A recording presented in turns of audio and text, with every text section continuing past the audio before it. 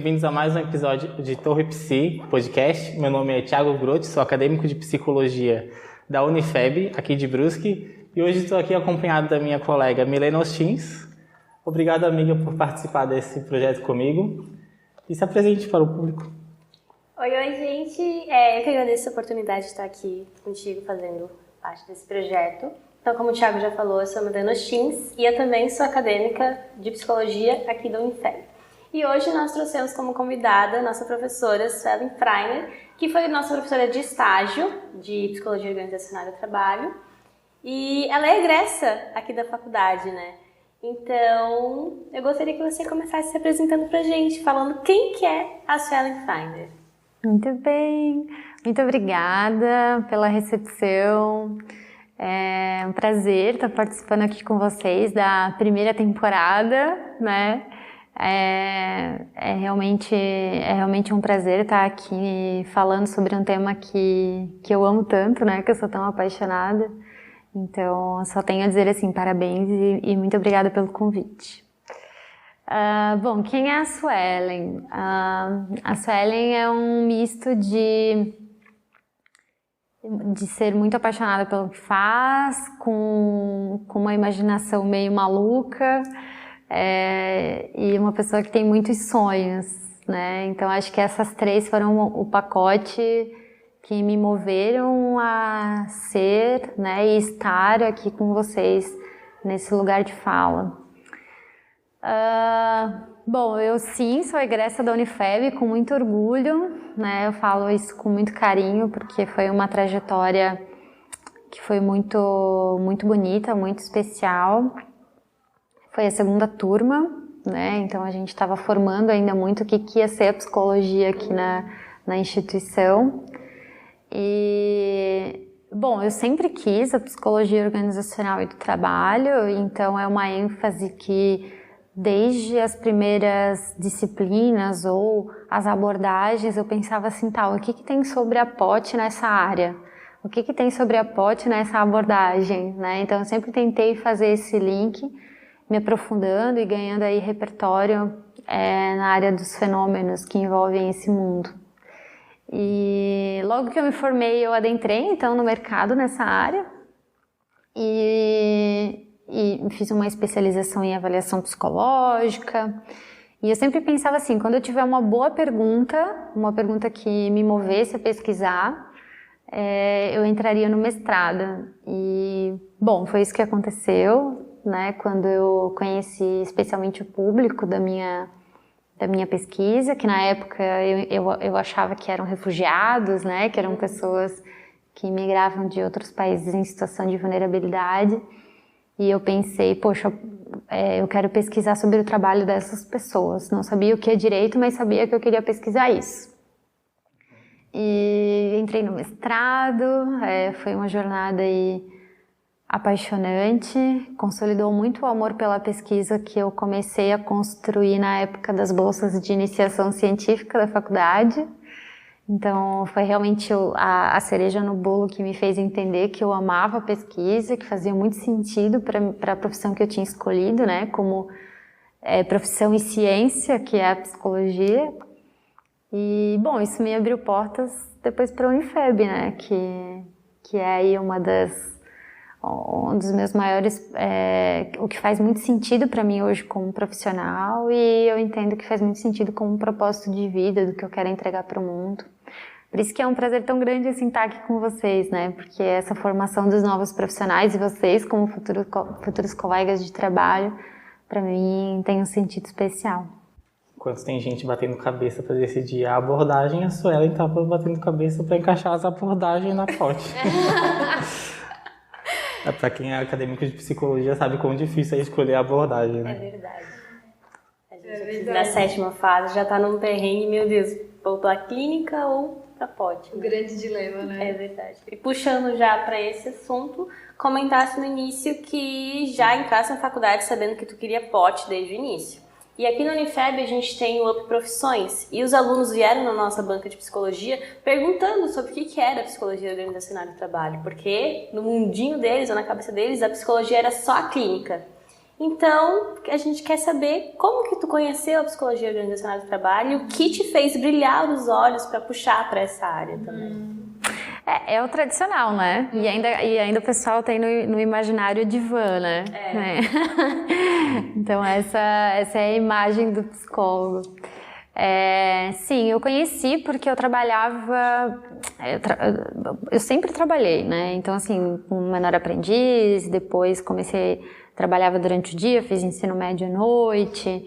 Então, em uma dessas experiências, eu conheci o trabalho de consultoria de um psicólogo organizacional e eu não sabia direito o que nem como, mas o trabalho dele fazia uma diferença significativa no ambiente que eu atuava, né? Eu percebia tanto assim no desenvolvimento das pessoas, da carreira das pessoas, como também no próprio clima, né, em como na própria socialização, no próprio desenvolvimento de fenômenos de engajamento dentro do ambiente corporativo. De novo, assim, eu não sabia direito como isso acontecia, mas eu percebia que tinha uma diferença, aquele ambiente era mais protetivo para mim e eu me sentia mais engajada em trabalhar naquele lugar. Então eu pensei, poxa, eu quero fazer isso. Né? Eu quero proporcionar isso para outras pessoas, eu quero estar nesse lugar. Então, eu já entrei na psicologia com esse desejo de me aprofundar nisso que eu conheci no papel desse profissional, né? E aí eu fui amadurecendo, assim, essas motivações, de alguma maneira. Eu tentei, tá? Tentei explorar outras áreas, mas o meu coração sempre bateu muito forte e amadureceu cada vez mais pensando que, né? Principalmente no trabalho como sendo um fator protetivo para o ser humano, como um ambiente que, se outras esferas eram de risco, mas o trabalho poderia ser um ambiente protetivo, um ambiente que poderia trazer saúde para aquela pessoa. E também como um potencializador do desenvolvimento, né? Então eu queria que o meu trabalho desenvolvesse o melhor daquele ser humano. Então todas essas ideias amadurecerem e ainda hoje elas fazem muito sentido. Então quando eu penso em entregar o melhor do meu trabalho é porque eu penso em entregar essas duas coisas. Quando a gente fala de trabalho, a gente está falando também de lugar onde as pessoas passam minimamente ali umas 4, 6, 8 horas, dependendo. Em questões de plantão 12, 24, 36, né? E nesse ano, tu não só voltasse para a Unifeb como professora, né? Mas recebesse também teus primeiros estagiários no estágio de Psicologia Organizacional do Trabalho, como a Milena já explicitou, mas também recebesse o Prêmio Ser Humano, que para quem não sabe, porque a gente conhece, assim como eu até então, é uma premiação anual que destaca os profissionais e as organizações do setor público e privado cujas práticas inovadoras têm alcançado um resultado significativo, sendo assim considerado uma referência no mercado. Como é que foi receber essa premiação? Como é que foi ser gratificada, participar? Como é que tu se sente, assim? É uma honra, né? Uma honra. Eu sou voluntária da BRH Brusque, da Regional de Brusque, que abrange as regionais Guabirupa, Botuverá, né? Sempre ouvi falar do Prêmio Ser Humano desde que eu iniciei como voluntária em 2019. Inclusive já escrevi outras vezes para o Prêmio Ser Humano e só para vocês entenderem um pouquinho a estrutura, é assim, ó, quando você submete um projeto, ele passa por uma avaliação e se você tirar no mínimo 8, você ganha um certificado, né? Depois esses certificados, a melhor nota pode ganhar o troféu, o primeiro e o segundo lugar de cada categoria. E eu nunca fui nem certificada nessas outras vezes que submeti o projeto, né? Então, agora com a dissertação, sabe quando tu escreve, mas tu pensa assim, eu vou escrever, porque assim, eu não vou fazer outro mestrado, não é? Pelo menos acho que não. Então, eu não vou fazer outro mestrado, então eu vou submeter o que eu tenho e como é a única vez, vai, né? Seja o que Deus quiser. Mas eu já escrevi naquela questão assim, se não der, tudo certo, né? Como não foi das outras vezes. E quando veio o resultado, né, o convite falando que foi certificado, eu já saí pulando, né? Porque para mim foi realmente uma honra receber esse reconhecimento de uma instituição, de uma associação que eu tanto admiro, que é tanta referência na minha área de trabalho, né?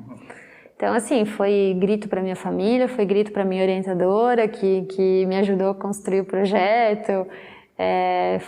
Foram muitas comemorações nesse sentido. E aí, no dia da premiação, houve esse momento em que foram divulgados o primeiro e o segundo lugar. Então, assim, estava concorrendo a Unimed, que é uma instituição referência, estava concorrendo o Porto Itapuá, que já tinha ganhado várias premiações. Então, quando veio ali a logo da UFSC, que foi onde eu fiz o meu mestrado, foi uma emoção só, assim. Então, tá lá na minha estante, né? Mas eu não posso negar que o mais legal de tudo foi realmente as pessoas virem falando, né? Eu quero conhecer o teu projeto, olha que legal, a gente passa por isso, vamos conversar depois. Então, é um reconhecimento que vem com muita troca. E uma troca que para mim faz muito sentido, porque é falar de uma coisa que eu acredito, de um tema que me é muito caro, que me é muito importante falar sobre. Então, é uma forma de jogar para o mundo mesmo os dados que a gente levantou no mestrado, os dados que a gente levantou na pesquisa. E acho que esse é o maior pecado, né? Fazer pesquisa e engavetar. Então, o prêmio foi uma forma de jogar para o mundo essas informações. É um tema tão importante que quando a gente conversou sobre a proposta do podcast, tu trouxe esse tema como uma ideia para a gente poder debater, né? Que tanto foi que a gente está aqui hoje, tanto é que a gente está aqui hoje. Mas antes de mais nada, para as pessoas que não fazem parte da psicologia ou que fazem parte da psicologia e que também não sabem sobre o termo imigração involuntária, o que é um imigrante involuntário? Para o público de casa saber. Tá.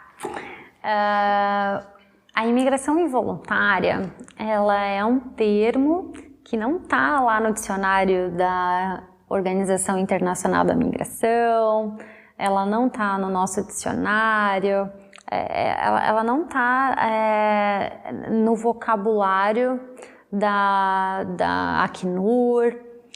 Ela está dentro de uma teoria que foi desenvolvida na psicologia, mais particularmente no NEMPSIC, que é um núcleo de estudos da UFSC. E ela fala do quê? Justamente do nome, né, já, da voluntariedade ou involuntariedade de imigrar, tá? Quando a gente fala de, por exemplo, refúgio, a gente está falando de um status, né, que se refere a uma pessoa que fugiu literalmente do seu país, ele está refugiado e tem um pressuposto de ter acontecido uma guerra, né, ou alguma situação que o impeliu de sair daquele país e imigrar para outro, né? Quando a gente fala de uma condição humanitária, a gente está falando de um desastre ambiental, como, por exemplo, o caso das pessoas haitianas que imigraram ali depois da tsunami, né? Quando a gente fala de imigração involuntária, a gente abrange esse grupo e outros demais grupos que, se pudessem ter escolhido, não teriam imigrado. Mas eles imigraram porque ficar no local, na nacionalidade deles ou naquele lugar que eles nasceram e cresceram, ficar ali era uma condição de risco à vida. Então não foi voluntário no sentido de que eles aprenderam inglês, aprenderam português, fizeram a mala com calma, se planejaram financeiramente e depois imigraram. Não, eles saíram sem ter essas condições prévias que facilitariam a migração deles para outro país. Então veja, chegaram no Brasil sem saber falar português, chegaram no Brasil sem ter nenhuma documentação que valide a entrada no território, né? Então é uma série de condições relacionadas sim ao desejo de imigrar, mas também todas as condições que envolvem o planejamento prévio ou ter um projeto de vida para emigrar. Então esse foi o público, né? O público que não planejou, o público que não tinha um projeto de vida de emigrar para o Brasil. E esse foi o tema do teu mestrado? Essas foram as pessoas, só que eu sempre costumo dizer assim, não é só um público, eles já são o fenômeno, né? Toda essa falta de planejamento tem um impacto direto nas condições de trabalho que eles adentram no Brasil. Então, por si só, as pessoas e a sua história, a sua condição de vida, né, e o que os levou a emigrar, dá toda a base para a gente olhar para os fenômenos relacionados ao trabalho no Brasil. Porque junto da imigração involuntária veio o trabalho decente, para a formação do tema da pesquisa, do mestrado, né? Isso, porque daí o que a gente percebeu, né? Que as condições e as práticas de trabalho eram muito distantes do que a gente consideraria um trabalho de fato digno, né? São pessoas que estavam muito condicionadas a trabalhos subalternos, trabalhos com cargas e horários de trabalho excessivos, né? Ou muito diferentes do que as próprias pessoas de nacionalidade brasileira. Então a gente foi entender que fenômeno era esse que daria conta da gente olhar para essas praxes organizacionais. E daí a gente descobriu, né, o conceito de trabalho decente da psicologia organizacional e do trabalho, que foi... O trabalho decente, ele é um discurso aspiracional da Organização Internacional do Trabalho, né? E pesquisadores ao redor do mundo desenvolveram vários conceitos. Mas existe um conceito especificamente desenvolvido a partir da psicologia organizacional e do trabalho, que foi desenvolvido pela professora Tânia Ferraro e outros pesquisadores na Universidade de Portugal. E esse conceito são pesquisas que ela aplicou também no Brasil, né? Então a gente tem um questionário de trabalho decente desenvolvido através da POT, e foi essa base, essas dimensões do trabalho decente que envolveram a minha análise da experiência de trabalho de imigrantes involuntários, especificamente da Venezuela. Quando tu fala em trabalho decente, trazendo a história de um conhecido meu, para não expor os envolvidos, em trabalho decente a gente pode ver, imaginar quão difícil deve ser para esses imigrantes involuntários, para esse povo que tem o lance da documentação, que tem o lance da xenofobia, de um racismo. Pegar, por exemplo, uma pessoa do Brasil mesmo, que trabalha numa cidade pequena, num hospital, trabalha nesse hospital, e esse hospital, que era para trabalhar 5 pessoas num setor, trabalha só 3, e essas 3 demandam de uma carga horária tal, só que para não ser demitido tem que fazer essa carga horária. Então imagina, se uma pessoa na nacionalidade brasileira, que trabalha numa cidade pequena, na cidade onde nasceu, já passa por isso também, por essa pressão, a pressão para uma pessoa que não está no seu país, que é violentada diariamente por, pessoas falando da cor da pele, falando da língua que essa pessoa fala, do sotaque, dessa xenofobia inserida e, às vezes, tentar maquiar essa xenofobia, né?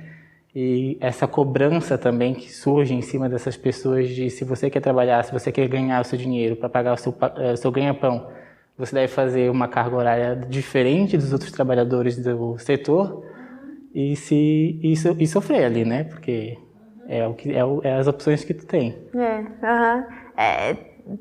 Isso está muito relacionado assim, e são vários fatores que impactam isso, né? Existe desde o fato de que esse salário muitas vezes é o que vai dar suporte para a sobrevivência dele aqui, mas também o envio desse dinheiro para os familiares que continuaram no país de origem, né?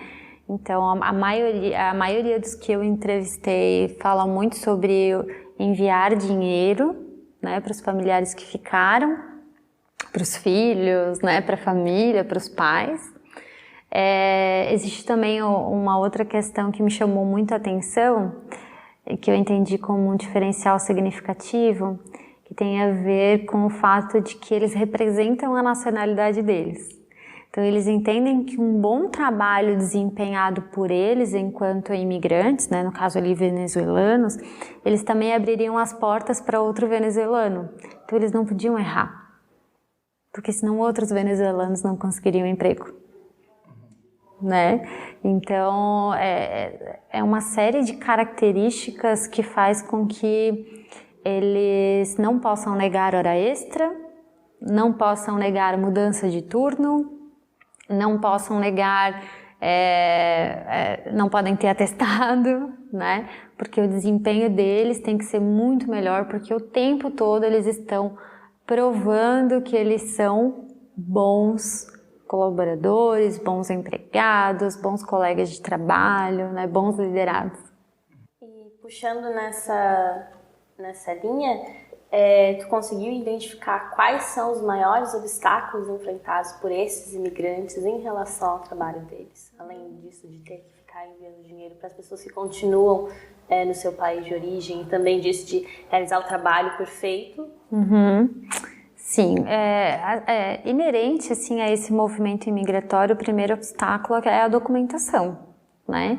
As dificuldades em conseguir a documentação e os prazos para regulamentar essa documentação em um processo que é numa língua diferente da sua, num sistema que você não conhece qual é, como é e onde é que você procura ajuda, é um grande obstáculo.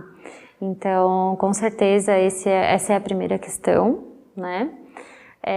Depois que você tem as documentações, né? E daí você pensa assim, bom, daí eles podem entrar no mercado de trabalho. Mas não se trata só de entrar, né? Então, a gente tem toda a questão da língua, que é um fator que tem muito impacto, né? Pensa, já é um desafio o próprio treinamento de pessoas que falam a mesma língua que você. Imagina você ter que treinar alguém que fala outra língua, que tem dificuldade no português, né? Então, é um desafio de integração, é um desafio de aprendizagem, e é um desafio tanto para quem está aprendendo, mas muito também para quem está ensinando, né? Então, é uma via de mão dupla que tem várias interferências e que pode ocasionar vários ruídos nessa relação. As diferenças culturais, né? Então, ainda os venezuelanos têm uma cultura muito mais próxima que a gente de outras nacionalidades, por exemplo, né, do que os haitianos, do que pessoas haitianas. Mas as diferenças culturais, elas são muito significativas. Então, esse é com certeza um dos desafios que a gente encontra, né?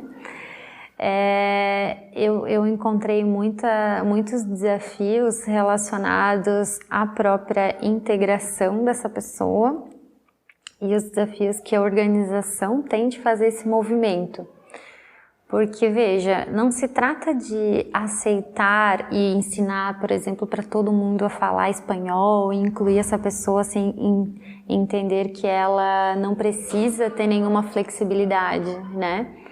Mas se trata de fazer os dois caminhos se encontrarem. A pessoa tem que aprender uma nova realidade, mas essa organização também tem que aprender a lidar com essa multiculturalidade, né? Então, é um caminho desafiador que não tem um passo ou uma programação correta. Cada organização vai ter que encontrar a sua própria maneira e o seu próprio jeito de se formar. Então, é um desafio que tem várias vertentes. As organizações têm os seus desafios próprios, os imigrantes, as pessoas imigrantes têm os seus desafios próprios e em algum ponto a gente, enquanto psicólogo, pode olhar e tentar encontrar o que converge, o que é possível ser feito e o que é o melhor caminho para aquela organização trilhar. Uma pergunta polêmica que surgiu na minha cabeça agora. O imigrante involuntário, ele precisa passar por essas questões de, como tu já trouxesse pra gente, de uma coisa que o force a sair do local, né? Ou que ele coloque na beira da escolha, assim. Mas tu acha que um imigrante involuntário europeu sofreria as mesmas consequências que um imigrante involuntário venezuelano, haitiano, vamos ali os países da África, porque eu acho que essa coisa do racismo está muito impregnado no povo, né? Por mais que esteja ali maquiado. É bem interessante tu trazer assim, essa fala, porque a literatura ela traz essas diferenças de percepção do imigrante do norte do mundo e do sul do mundo, né? E como as pessoas percebem as diferenças dessa imigração. Na minha dissertação, eu cheguei a fazer essa discussão porque, bom, todos nós somos imigrantes, descendentes de imigrantes, né? E eu encontrei alguns registros que falam sobre a imigração em Brusque, né, na regional de Brusque, que trazia como nas primeiras grandes fábricas, nas primeiras grandes indústrias aqui da região, as pessoas que vieram implantar, né, introduzir esse maquinário eram alemães, né, eram pessoas do norte, né, do hemisfério norte do mundo. E essas pessoas entravam pela porta da frente, né, eles eram os líderes da época, eles é que demitiam e admitiam as pessoas. Os brasileiros, eles tinham esse lugar de serem os liderados, de serem as pessoas que operacionalizavam o que os imigrantes ordenavam, né, e lideravam na época. E hoje, né, nessa migração sul-sul, a gente tem os papéis inversos. Sonho do opressor. O sonho do oprimido é se tornar o opressor. Uma frase assim de alguém? Fonte 5G da minha cabeça. Então, agora esse imigrante do, né, sul-sul, esse imigrante que vem não vulnerável, mas em situação de vulnerabilidade, ocupa esse lugar subalterno, ele ocupa o lugar do liderado, ele ocupa o lugar da pessoa que entra pelas portas dos fundos, sem as suas qualificações reconhecidas pelo poder público, sem validade do que ele conquistou em outro país. Então, veja como assim os papéis se invertem em determinado momento, né? Claro que essa discussão ela mereceria muito mais exploração, mas é um exemplo rápido e para a gente levar para reflexão mesmo, porque não é o mesmo lugar de quem vem solicitar um emprego, quem vem procurar um emprego. O imigrante do hemisfério norte e o imigrante do hemisfério sul têm posições e é visto de maneira diferente, tá? Então, realmente é uma discussão aí que teria um longo papo para ser, um longo tempo aí para ser discutido. Já que falamos dos opressores, dos oprimidos se tornando os opressores, a segunda pergunta polêmica, né? Eles estão roubando os nossos serviços porque tem uma massa de pessoas que tem esse discurso, né? Que fala que as pessoas que vêm de fora estão tentando roubar os serviços, daí vem acompanhado daquela xenofobia pedindo para que a pessoa volte para o lugar de onde ela veio. Então, como uma psicóloga de organização, tu acha que eles estão roubando os serviços dos brasileiros ou não? Essa dificuldade, né, essa fala, né, ela vem de uma dificuldade que está muito além dos muros das organizações do trabalho, porque é muito simplista a gente achar que é uma fala só relacionada ao trabalho, tá? Ela tem a ver com uma cultura que está muito distante de conseguir olhar para o diferente, tá? Até a palavra estrangeiro,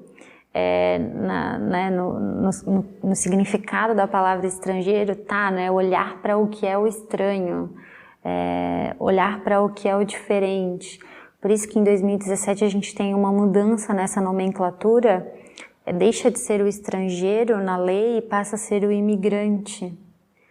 Justamente para a gente começar desde a palavra que denomina essas pessoas a mudar a percepção do que é o conceito de alguém que migra e migra fronteiras internacionais.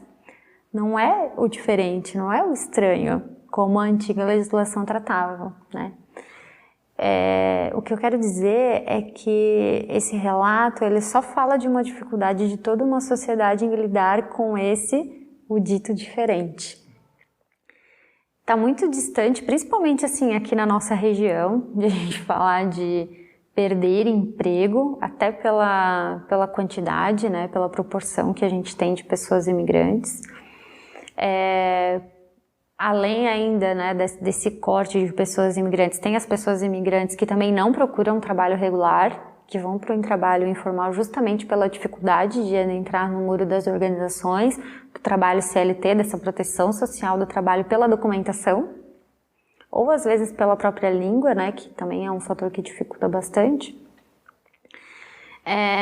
E eu acho que o principal ponto é assim, na nossa região, a gente tem muito trabalho e ao mesmo tempo é uma dificuldade muito grande em mão de obra qualificada, né? Os imigrantes, pelas próprias políticas públicas, dificilmente conseguem validar algum diploma.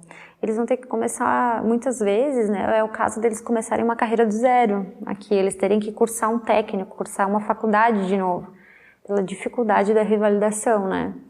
Então, assim, que perda é essa, né? Que, primeiro, não havia uma apropriação, porque nenhum emprego é seu, né? Mas que perda é essa se a gente tem tanto número de vagas disponíveis e o próprio brasileiro não ocupa? Então a gente está falando de que vaga? Acho que vale convidar essas pessoas a abrir o LinkedIn, o vagas.com, e procurar uma vaga para poder ocupar. É muito desproporcional a oferta e a demanda do mercado de trabalho de Brusque e região, comparada a outros lugares do Brasil, né? Então, essas pessoas, se elas estão com medo, mas assim, elas também não estão ocupando esse lugar de trabalho qualificado, tá? Então, convidaria realmente elas a entrarem no LinkedIn, porque realmente uma incógnita grande e não só Brusque, mas assim, o mercado de trabalho teria muito a favorecer se ele conseguisse absorver essa mão de obra qualificada que está vindo de outros países, né? O que atualmente é inviável, de uma maneira assim, que eu fico muito triste em dizer, mas é muito inviável pelas próprias condições e políticas públicas que não dão conta de revalidar a qualificação profissional dessas pessoas. Brincadeiras à parte, mas se está difícil de encontrar emprego, procura um psicólogo orientador de carreiras ali, fazer um currículo profissional eficiente para conseguir ser contratado.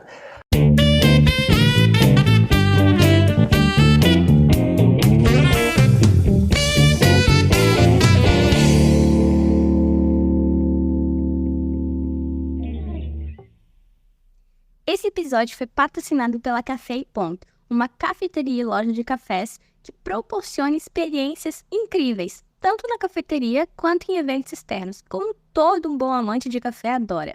Eles trabalham apenas com cafés especiais, com notas a partir de 82 pontos. Trabalham também com a torna média e oferecem 8 métodos de extração, além, é claro, de aproximadamente 10 grãos de diferentes regiões do Brasil. Eles estão abertos de segunda a sexta-feira, das 9h30 da manhã às 18 horas, e também estão abertos aos domingos, das 15 às 18 horas em Brusque. Curiosos para saber mais sobre os nossos patrocinadores? Visite o Instagram, @café.oficial.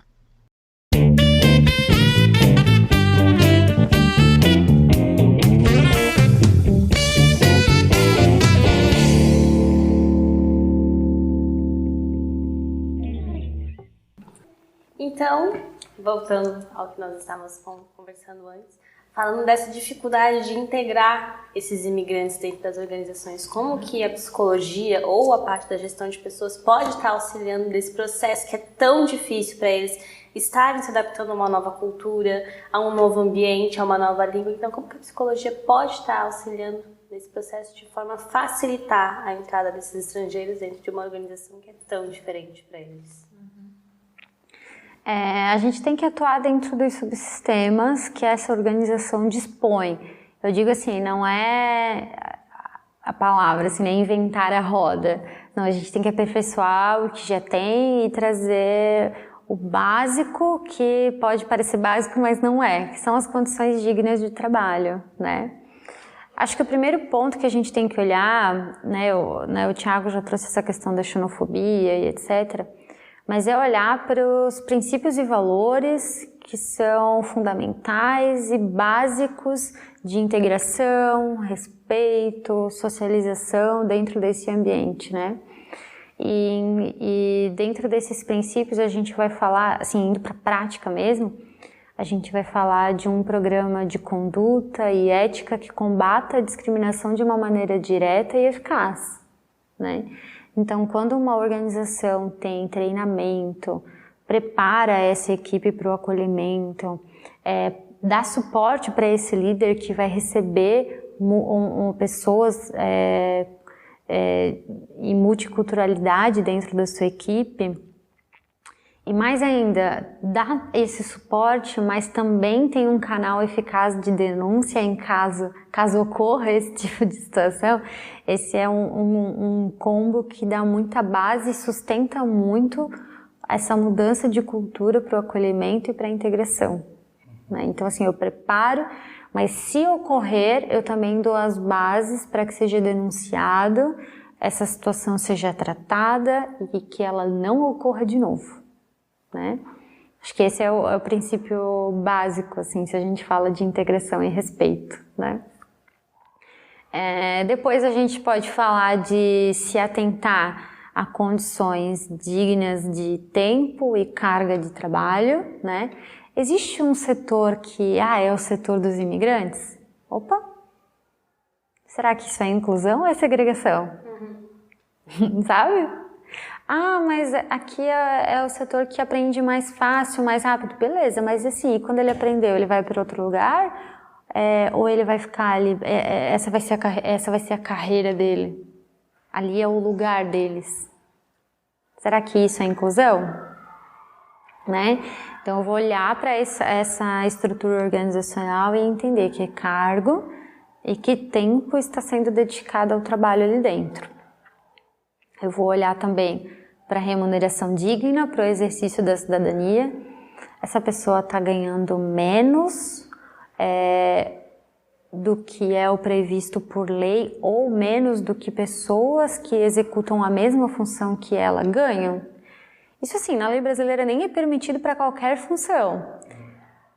Mas alguns empregadores se aproveitam dessa situação de ser imigrante e talvez ter uma compreensão menor da legislação trabalhista para explorar essa mão de obra, né? Então, eu, enquanto psicóloga organizacional, eu tenho que entender como é que está a remuneração dessa pessoa. Está coerente com os demais do setor que executam a mesma função no mesmo tempo? Ou não? Está aderente para o cargo e a função que ela faz? É uma remuneração digna para ela ter um mínimo de cidadania naquela regional? Ela consegue pagar um aluguel? Minimamente, né? Então, questões básicas, né, relacionadas à remuneração. A gente vai falar também de desenvolvimento profissional, no sentido de que não é só responsabilidade do empregado, né, do imigrante aprender português, mas também essa empresa, os treinamentos básicos, por exemplo, às vezes de saúde e segurança, são traduzidos ou tem alguém que dá suporte para que ela entenda, para que ela consiga minimamente executar com segurança e tenha as informações básicas daquela empresa, ela consegue entender o que ela precisa fazer lá dentro? Então essas informações básicas, elas são cruciais para a boa execução do trabalho, né? E também que não fique aquela situação de que depende só do trabalhador. Não, a empresa tem que exercer um esforço para dar conta dessa nova demanda. É um esforço mútuo, né? Falando dessa questão da linguagem, a gente tem o básico que parece não ser básico aqui na regional. Muitas empresas não chegam nem a fazer um contrato de trabalho na língua do imigrante. Então, assim, ele sabe mesmo o que ele está assinando? Né? Então, por exemplo, a empresa que eu trabalho hoje, a gente tem imigrantes que falam fluentemente francês e outros que falam fluentemente espanhol, né? Que geralmente quem assina em francês são as pessoas de nacionalidade haitiana, espanhol primordialmente são de nacionalidade venezuelana, né? Essas pessoas sabem o que elas estão assinando, mas e nas outras empresas? Nunca, sempre assinaram em português. Isso sim, sempre assinaram em português quando elas nem sabiam falar português direito. Então assim, você sabe o que você está assinando? Então, condições que são muito básicas, mas que são uma prática que infelizmente a gente tem que tratar como boas práticas, mas que são práticas básicas de integração e de respeito a esse ser humano que está integrando na tua empresa, né? E depois condições básicas que a gente tem para o imigrante, mas também tem para os outros trabalhadores, né? De saúde e segurança, de oportunidades de carreira, né? Então, assim, oportunidades com equidade, né? Então, entender a especificidade de cada grupo, mas poder proporcionar oportunidades que sejam aí adequadas a cada situação e oportunidades a cada público em específico que está dentro da tua organização, que não é só imigrantes, tem aí um acoplado de grupos que você tem que estar mais atento, né? Então, desde imigrantes, mas também tu tem outros grupos em situação de vulnerabilidade ou em situação que a gente deve ficar mais atento, né? Situação das pessoas idosas, das pessoas jovens, o próprio público de mulheres no mercado de trabalho, que ainda é uma discussão, que incrivelmente ainda é uma discussão que a gente tem que ter, né? Pessoas com deficiência, então os imigrantes eles adentram aí como mais um grupo que tem que ser olhado e tem que se atentar às suas especificidades, né?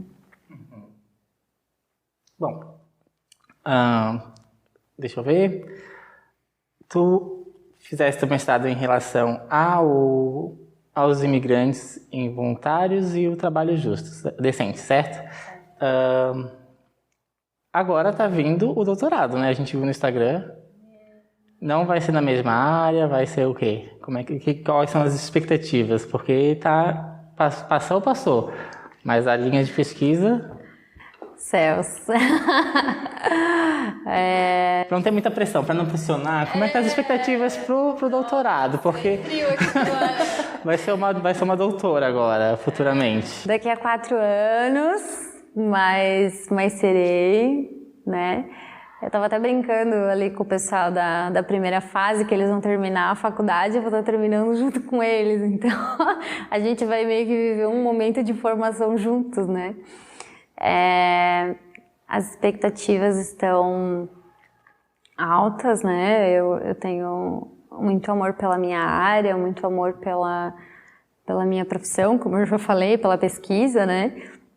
Então, é uma mistura, assim, de anseio, de, meu Deus, vou conseguir dar conta, quero entregar um bom trabalho, quero contribuir com a psicologia como um todo, e também uma preocupação com querer entregar algo que seja significativo e que seja prático, né? Não fazer mais uma pesquisa por fazer, mas entregar algo que faça diferença na vida das pessoas, né?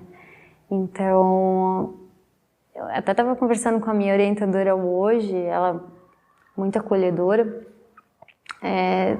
deu até aquela batidinha no coração, sabe? É só ano que vem, mas hoje conversando com ela já veio uma série de expectativas aí dos desafios que virão. Mas eu estou muito contente, estou muito feliz, para mim é uma conquista ter entrado já no processo seletivo da UFSC. A UFSC é uma excelente universidade, né? Muitos colegas da Unifeb saíram, fizeram mestrado, estão terminando o doutorado agora. Então, é uma honra ver tantos colegas de trabalho que já estão nesse caminho e pensar que eu vou seguir também esse caminho, como tantos professores, né? Que também lecionam hoje na Unifeb vieram desse caminho.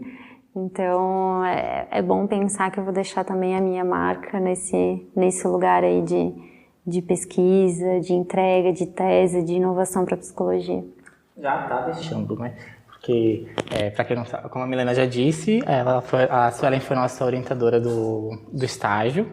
E tu nos entregasse o livro do Zanelli, que traz muito do teu discurso de hoje em relação aos fatores protetivos, né?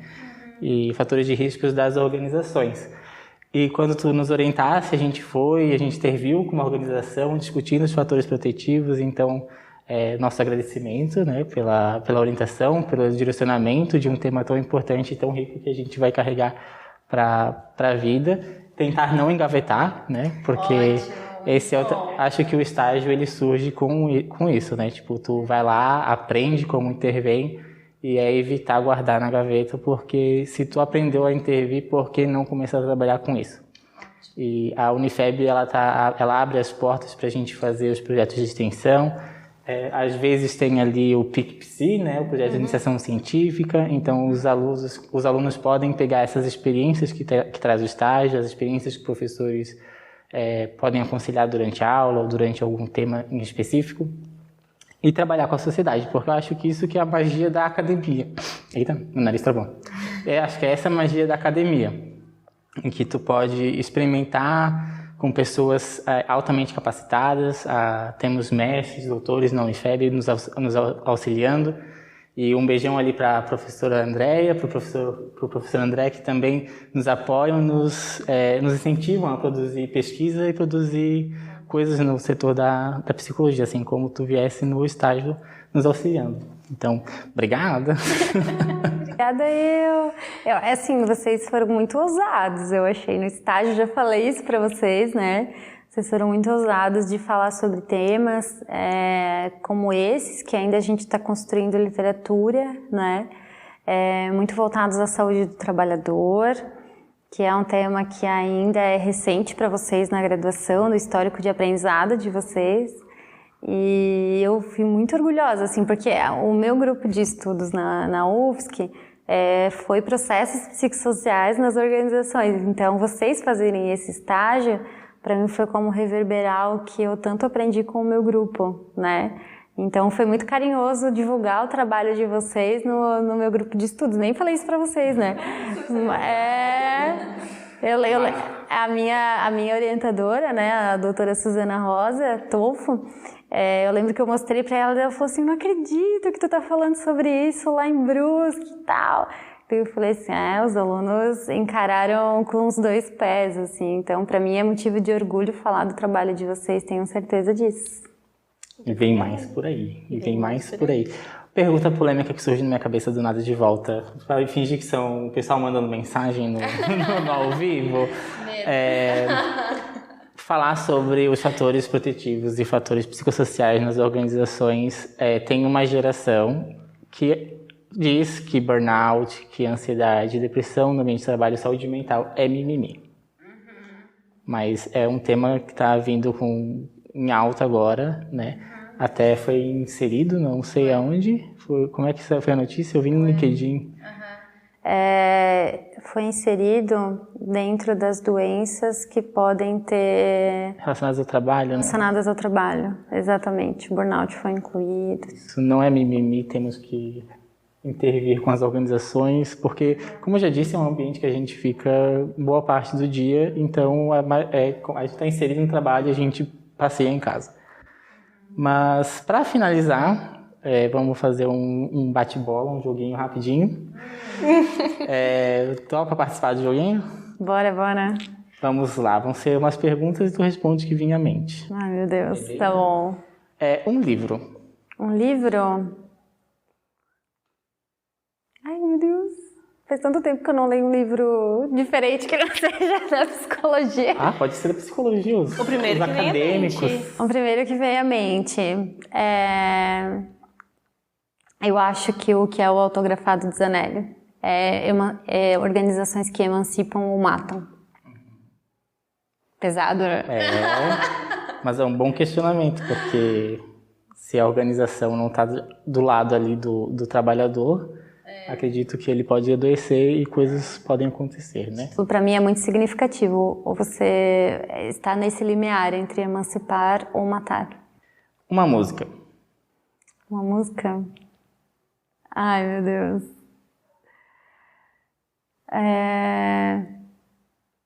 Deixa eu... Peraí. Posso olhar? O celular tá... Ah, tá lá longe, né? É que eu não lembro como é que é o nome dela direito, mas eu tô cantando ela muito. All Night Long, do Jason Mars, se eu não me engano.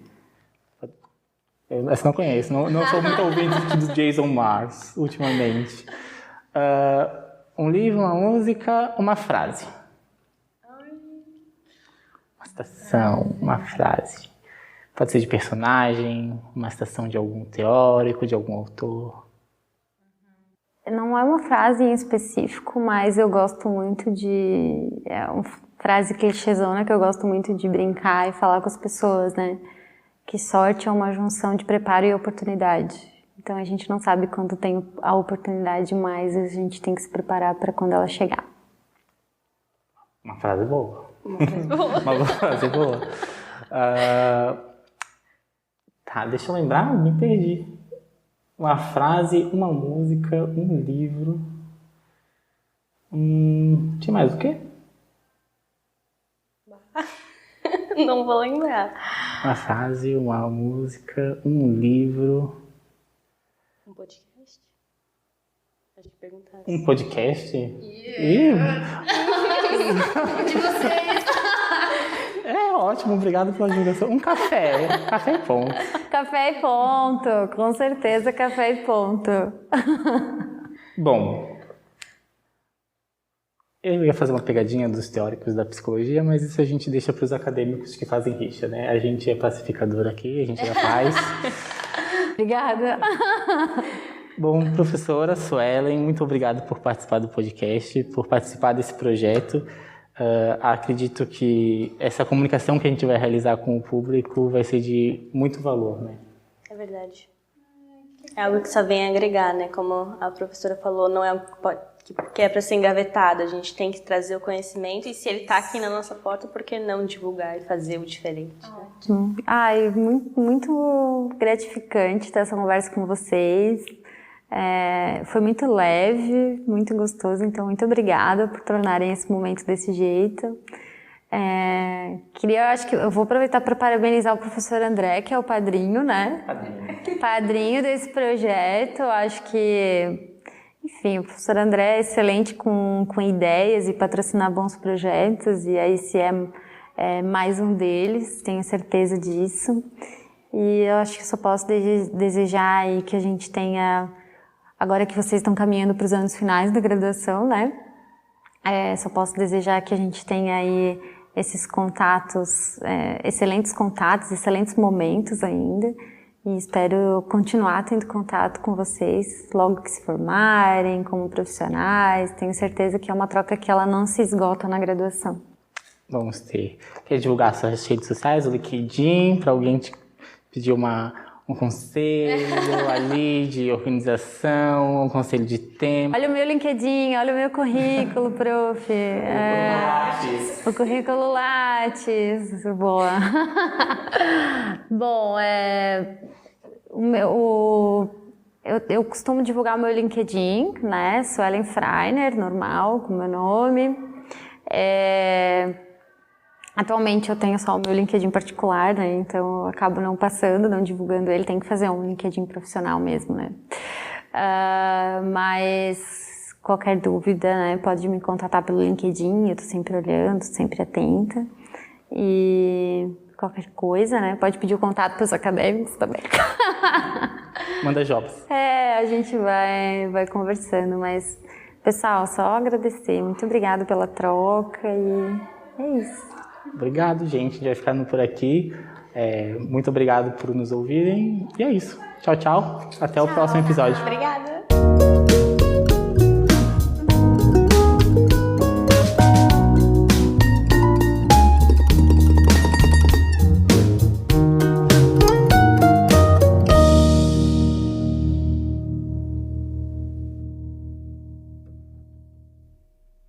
E o nosso episódio chegou ao fim.